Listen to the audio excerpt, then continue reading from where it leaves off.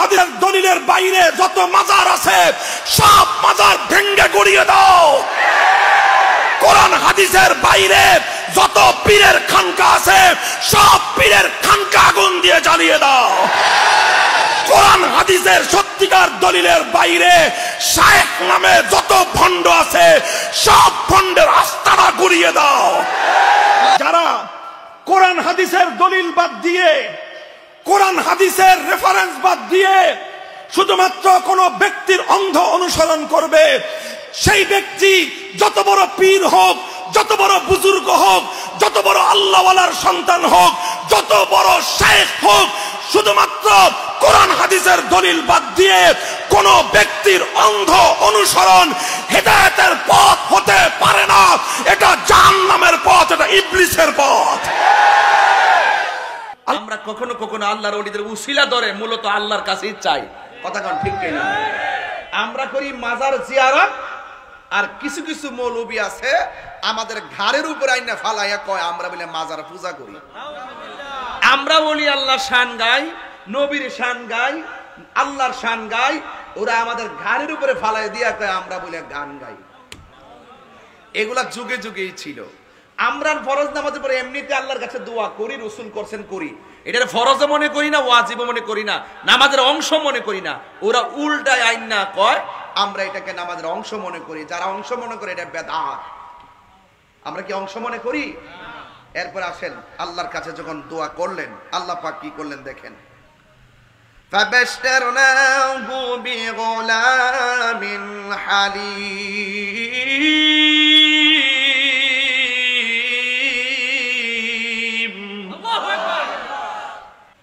প্রতিদিন কোথাও না কোথাও বৃষ্টি হচ্ছে, ঠিক কিনা বলেন? রৌদ্রের তাপ গায়ে লাগছে। অনেকে সালাতুল ইস্তিসকার নামাজ পড়ছে, আমি পড়ছি না। আমি জানি যে সালাতুল ইস্তিসকার নামাজটা কোন সময় পড়ন লাগে। ক্ষেত যখন ফাইটটা জায়গা, ফসল যখন মইরা জায়গা, অবস্থা যখন ভয়াবহ হয়ে যায়, কৃষকের যখন মাথায় হাত দেয়, ক্ষুধার তাড়নায় যখন কাতর হয়, তখন ওই ফসলের মাঠ যখন চৌচির হয়ে যায়, তখন আল্লাহর কাছে বৃষ্টি প্রার্থনা করার জন্য সালাতুল ইস্তিসকার নামাজ। কথা বলতে গেলে আর গরমের জন্য যদি ইস্তিসকার নামাজ পড়তে হলে সৌদি আরবে প্রতিদিন নামাজ পড়ন লাগবে, ঠিক কিনা বলেন? এই দিক দা হুজুররা মাঠে নেমে নামাজ পড়তেছে, আমাদের কৃষক আল্লাহর কইতেছে আল্লাহ বৃষ্টির হার দিও না, কোন রকম ধানটা গড় তুললা লই। আপনি বুঝেননি? ওয়াজ বুঝেননি? অনেকে বলে যে আমি নাকি সালাতুল ইস্তিসকার নামাজের বিরুদ্ধে। আমি সালাতুল ইস্তিসকার নামাজের বিরুদ্ধে ছিলাম না। আমি বলছি ওই মৌলবীর বিরুদ্ধে, যেই মৌলবী সালাতুল ইস্তিসকার নামাজ পড়তে যাইয়া আল্লাহর কাছে হাত দুইলা দোয়া করে, আল্লাহ বৃষ্টি দাও, বৃষ্টি দাও, হে মুহাম্মদ সাল্লাল্লাহু আলাইহি ওয়াসাল্লামের রব বৃষ্টি দাও, বৃষ্টি দাও। এই মৌলবী আবার এসির ভিতরে মসজিদের মিম্বরে বসে কয় হাত তুইলা সম্মিলিত দোয়া করা বেদাত। কথা কোন ঠিক না বেটি? আমি ওই মুনাফিকরে বলছি, ওই মুনাফিকরে বলছি, ঠিক না? এই জন্য যুবক ভাইয়েরা আমার, পৃথিবীতে যত কর্ম করব একজনের সন্তুষ্টির জন্য। জবান খুলে বলুন তিনি কে?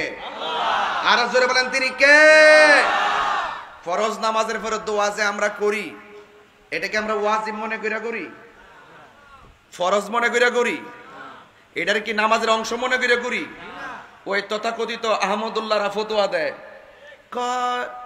ফরজ নামাজের পরে রসুল পড়েছেন আস্তাগফিরুল্লাহ, লা ইলাহা ইল্লাল্লাহ, আল্লাহু আকবার, এগুলো দোয়া করেছেন, কিন্তু সম্মিলিত ভাবে হাত তুলে দোয়ার কোন রেওয়ায়েতে নাই। নাউজুবিল্লাহ বলবেন না? সম্মিলিত ভাবে দোয়া বলে নাই। এই কথা যারা বলে তারা জেনে শুনে সত্যকে গোপন করে। কথা কোন ঠিক কিনা? তো এই জন্য এরা একটা ফতোয়া দেওয়ার সময় দেখবেন অনেক কৌশল করে, নিজে নিজে বানায়, নিজে নিজে বানায় ফালায় ফালায় কথা কয়, ইডও কয় ইডও কয়, আসল কথা কয় না। কথা কোন ঠিক না বেটি? তা যাই হোক, আল্লাহর হাবিব দোয়া করেছেন এবং রাসূল করিম সাল্লাল্লাহু আলাইহি ওয়াসাল্লাম বলেছেন, যদি তোমরা নামাজের ইমামতি করো, ইমামতি করার পরে নিজের জন্য শুধু দোয়া করো না। যে ব্যক্তি নামাজের পরে শুধুমাত্র নিজের জন্য দোয়া করে, যে ইমাম সাহেব শুধু নিজের জন্য দোয়া করে, মুসল্লিদের জন্য দোয়া করে না, সে মুসল্লিদের সঙ্গে বিশ্বাসঘাতকতা করলো। রাসূল বলছেন তুমি দোয়া করলে সবাই নিয়ে দোয়া করবা। জোরে করুন সুবহানাল্লাহ।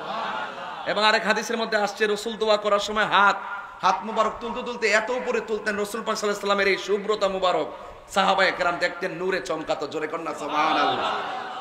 এগুলো তারা জেনে জেনে সত্য গোপন করে। এখন আমি বলবো, হাত তুলে দোয়া করেন আর ফরজ নামাজ পড়েন আর সুন্নত নামাজ পড়েন, সালাতুল ইস্তিসকা পড়েন আর সালাতুল আওয়াবিন পড়েন আর সালাতুল তাহাজ্জুদ পড়েন, যেই নামাজই পড়েন না কেন সব ইবাদতের পেছনে সন্তুষ্টি হবে একজনের, জবান খুলে কোন তিনি কে? আল্লাহ। এই দৃষ্টিভঙ্গি নিয়ে আমার আলোচনা শুনতে হবে। মনে বুঝতে পেরেছেন? আপনারা জানেন এই পৃথিবীতে যদি কেউ আল্লাহর খুব কাছের হতে চায় তাহলে মনে রাখবেন তাকে পরীক্ষা দিতে হবে। কি দিতে হবে? পরীক্ষা দিতে হবে। আল্লাহ পাক যাকে বেশি পছন্দ করেন তাকে বেশি পরীক্ষা দেয়।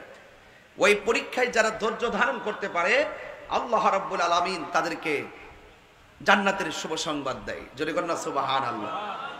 এই জন্য সেই পরীক্ষার ভিতর থেকে একজন পয়গাম্বর যার উপাধি হলো খলিলুল্লাহ, যার উপাধি কি?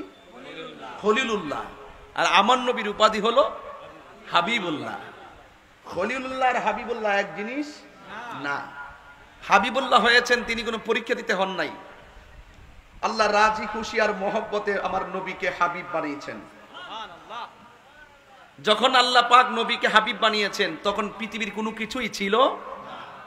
নবী দুনিয়াতে আসার আগে নবী ছিলেন, রুহানি জগতে নবী ছিলেন, মা মেনার মাস থেকে দুনিয়াতে এসেছেন তখনও নবী হয়ে এসেছেন, আসমানি কিতাব পেয়েছেন, নবুয়ত প্রকাশ হয়েছে তখনও তিনি নবী, এখনো তিনি নবী। এক সেকেন্ডের জন্য সৃষ্টির শুরু থেকে কিয়ামত পর্যন্ত আমার নবীকে এক সেকেন্ডের জন্য অস্বীকার করার কোনো সুযোগ নাই।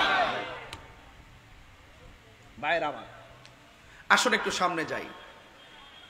নবীদের মধ্যে একজন নবীকে আল্লাহ পাক 10টা পরীক্ষা করেছেন। জোরে বলেন কয়টা? 10টা পরীক্ষা করেছেন। ওই নবী, ওই পয়গাম্বর 10টা পরীক্ষায় তিনি উত্তীর্ণ হয়েছেন। এরপরে আল্লাহ রাব্বুল আলামিন ওই নবীকে কি করেছেন? খলিল বলেছেন। খলিল, সেই নবী হলো ইব্রাহিম খলিলুল্লাহ। এনাকে সব পরীক্ষা করেছেন, শেষ পর্যন্ত ওনার করে সন্তানও ছিল না। তিনি আল্লাহ রাব্বুল আলামিনকে, আমি কোরআনের আয়াতটুকু কুট করে নিয়ে এসেছি, আল্লাহ রাব্বুল আলামিনের কাছে তিনি বললেন, ইব্রাহিম সাল্লাম বললেন, রব্বি হাবলি মিনাস সালিহিন, হে আল্লাহ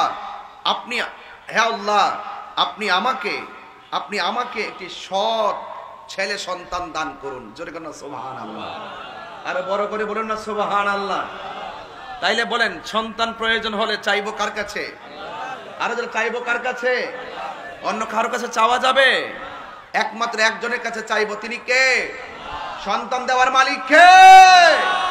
আমরা ওলি আল্লাহর কাছে সন্তান চাই না, আমরা কখনো কখনো আল্লাহর ওলিদের উসিলা ধরে মূলত আল্লাহর কাছেই চাই। কথা কোন ঠিক কিনা? আমরা করি মাজার জিয়ারত, আর কিছু কিছু মৌলবী আছে আমাদের ঘাড়ের উপর আইনা ফালাইয়া কয় আমরা বলে মাজার পূজা করি।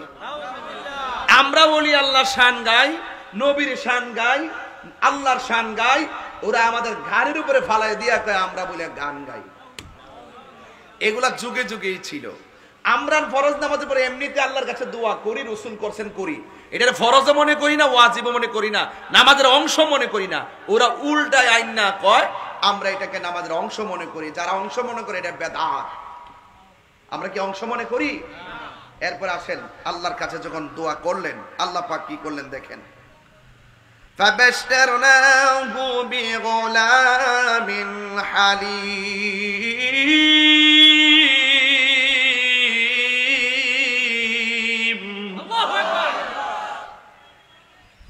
আল্লাহ রাব্বুল আলামিন বলেন, ইব্রাহিম নবী যখন আমার কাছে সহনশীল সন্তান কামনা করেছেন, আমি তাকে সহনশীল পুত্র সন্তানের শুভ সংবাদ দিলাম।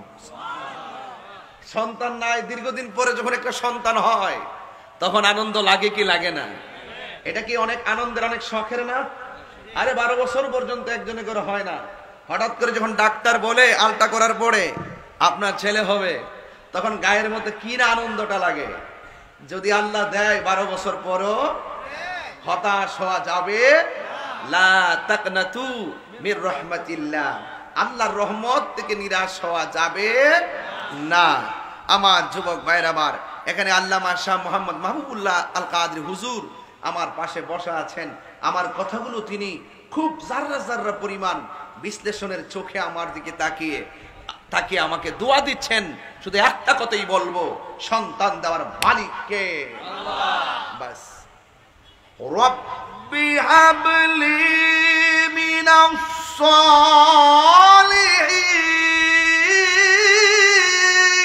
আল্লাহু আকবার। চাইছে আল্লাহর কাছে সন্তান, আল্লাহ কয় যা দিলাম। সুবহানাল্লাহ। আল্লাহ রাব্বুল আলামিন বলে না যাও যাও, আমি আল্লাহ রাব্বুল আলামিন তোমাকে সহনশীল পুত্র সন্তানের শুভ সংবাদ দিলাম। আল্লাহ রাব্বুল আলামিন ইব্রাহিম আলাইহিস সালামকে হাজরা আলাইহিস সালাম, ইব্রাহিম আলাইহিস সালাম, হাজরা আলাইহিস সালামের ঘরে আল্লাহ রাব্বুল আলামিন ফুটফুটে একটা সন্তান দান করে দিয়েছেন। জোরে জোরে কি সুবহানাল্লাহ বলা যাবে না? আমি ডানে বামে যাব না, আমি ডাইরেক্ট আলোচনায় ঢুকে গেলাম।